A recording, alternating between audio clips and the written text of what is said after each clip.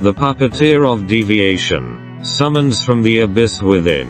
Entering the wrong path is no coincidence, nor is it coercion from the external world. It's a summoning from the abyss within, a call from the depths of our soul that we cannot evade, without excuses. Deviation is the outer reflection of the darkest recesses of our inner world.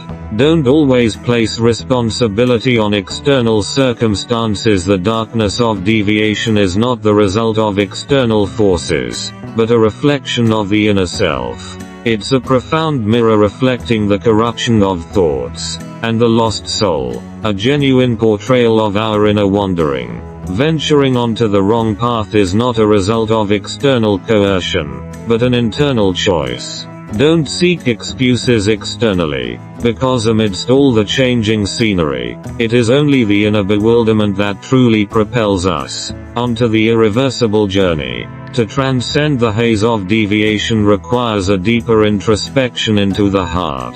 The darkness is not caused by external forces, but by the imbalance of internal power. Don't attribute the inner shadows to external factors. Instead, use unwavering belief to illuminate the stars within, guiding yourself to gradually break free from deviation, and rediscover the correct path in life.